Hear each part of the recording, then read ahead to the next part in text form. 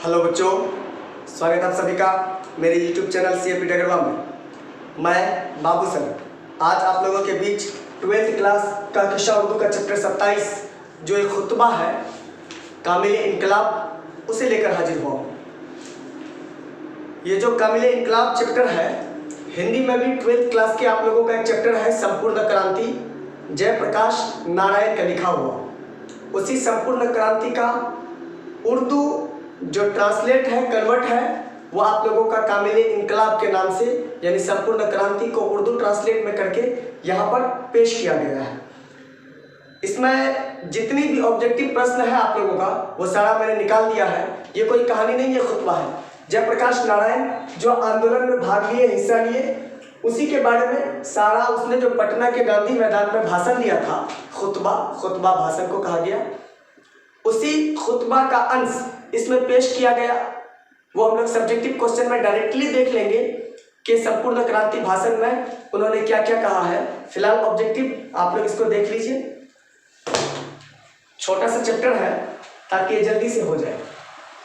इसमें मैंने जितना ऑब्जेक्टिव निकालना था वो सारा आप लोगों के लिए निकाल दिया है, और जो जो ऑब्जेक्टिव एग्जाम के लिए आपका पॉइंट ऑफ व्यू होता है मैं उसको टिक लगा दे रहा हूँ। अभी चैप्टर 27 है कामिल इनकलाब। आप इसको हिंदी में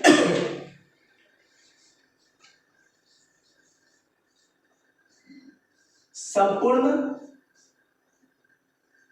क्रांति कहेंगे, टोटल रिवॉल्यूशन। यह एक खुतबा है। खुतबा के मायने भाषण होते हैं, क्लियर है। इसके मुसन्निफ जयप्रकाश नारायण को ही भारत की जनता जेपी के नाम से जानती है, तो उसका पूरा नाम जयप्रकाश नारायण है। उनकी पैदाइश 11 अक्टूबर 1902 ईस्वी को उत्तर प्रदेश के सिताब दियारा गांव में हुई। उनके वालिद का नाम हर्षुदयाल था।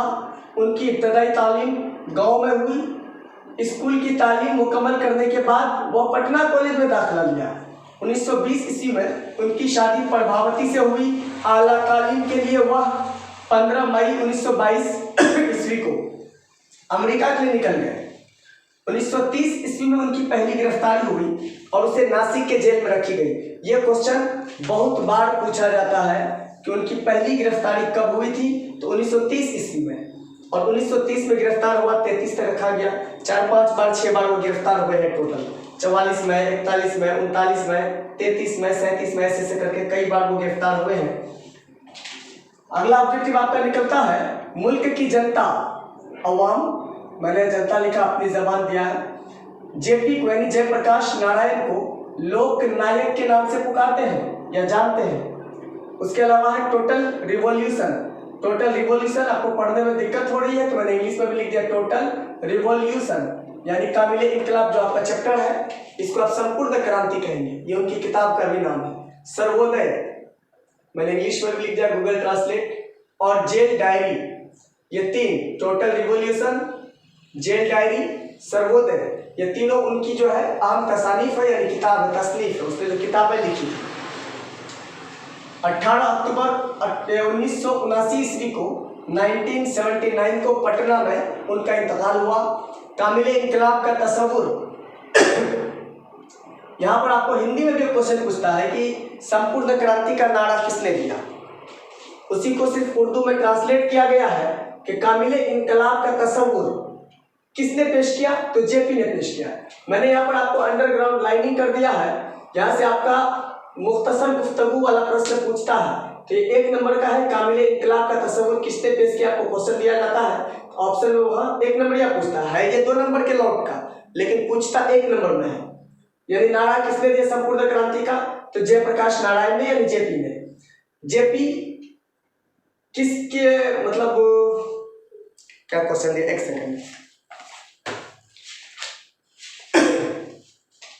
क्वेश्चन है जेपी किस रहनुमा के रास्तों पर चलने की तलकीन करते हैं, तो जेपी गांधी जी के राह पर चलने की तलकीन करते हैं। 3 नंबर में आपका क्वेश्चन दिया है कि जमहूरियत में यकीन होने की वजह से जेपी का किस चीज में यकीन नहीं है, तो आप इसको आंसर बनाएंगे 2 नंबरिया में। ये पूरा लिखेंगे जमहूरियत में यकीन होने की वजह से जेपी को या का, जो लिख रहा है लिखिए, किसके जगह पर लिख दीजिएगा, तशद्दुद में यकीन नहीं है।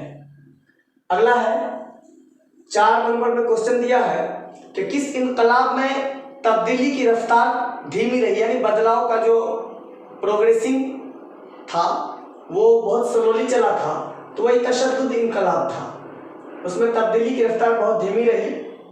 और एक क्वेश्चन दिया है 4 नंबर में 5 नंबर में, क्वांटिटी क्वालिटी में बदल जाती है, यह किसने कहा था, यानी यह कौल किसका है। तो क्वांटिटी क्वालिटी में बदल जाती है, यह कौल मार्क्स का, कार्ल मार्क्स का। इतना ऑब्जेक्टिव आप लोगों को शायद यहाँ पर छाया मार रहा है, मैं लाइटिंग ठीक कर दे रहा हूँ, आप लोग इसका स्क्रीनशॉट लीजिए।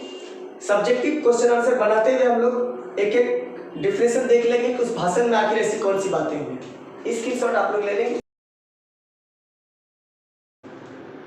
उतना हो गया आप लोगों का। चलिए आपके इस चैप्टर में कुल मिलाकर आप बताइए, मैं जो ऑब्जेक्टिव टाइप है 6 प्रश्न दिए गए हैं। मुख्तसर गुफ्तगू जो 2 नंबर में आते हैं उसमें 4 प्रश्न है। तफसीली गुफ्तगू जो 4 से 5 नंबर के आते हैं उसमें 4 प्रश्न है। टोटल 4 4 8 6 14 प्रश्न है। इसके बीच में से आप लोगों का जो MBBI टाइप में पूछे जाने वाले प्रश्न है वो मैंने सारे निकाल दिए। ये 5 प्रश्न आपने जो ऑब्जेक्टिव में अब तक स्क्रीनशॉट लिया उसके बीच में से था। अब ये जो प्रश्न है एक छुटा हुआ छठा वाला,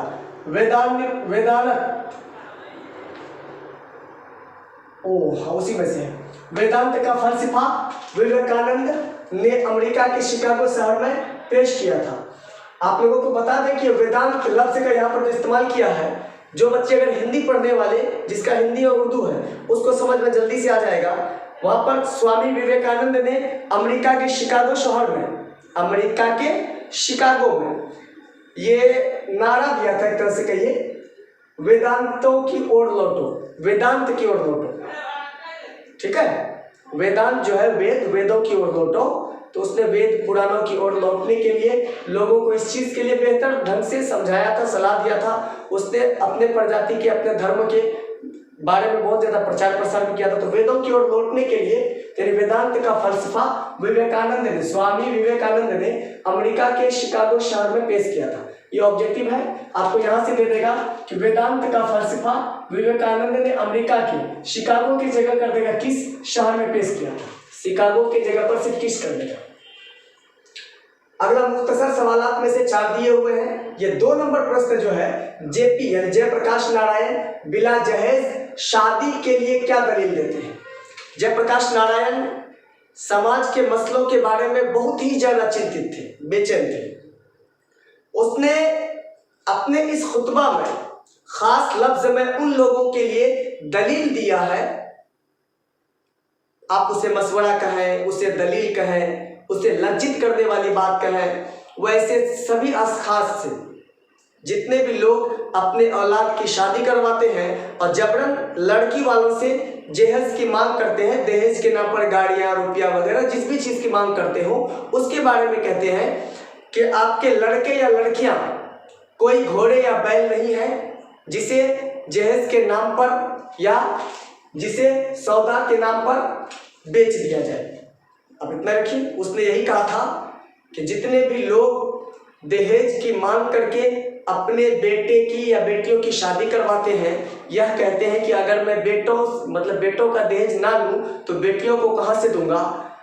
तो ऐसे हालात में ऐसे सारे लोग इस बात को सुन लें कि आपके लड़के या लड़कियां कोई घोड़े या बैल नहीं है जिसका सौदा करके उसे बेच दिया जाए। मैंने उस घोड़े या बैल के जगह पर जानवर लफ्ज का इस्तेमाल किया है। यहाँ पर कोई जानवर नहीं है कि उनका सौदा करके उन्हें बेच दिया जाए। आप जानवर लिखिए, घोड़े या बैल लिखिए, दलील वहीं पर जाएगी। जयप्रकाश नारायण ने दहेज लेकर शादी करने वालों के लिए इसी तरह के लफ्ज का इस्तेमाल किया है अपने इस खुतबा में, भाषण में। एक तवील सवालात है यानी दीर्घ उत्तरीय प्रश्न, ये हो गया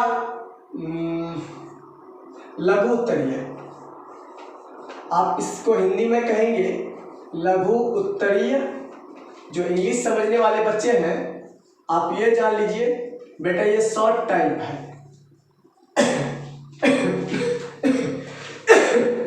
शॉर्ट टाइप क्वेश्चन।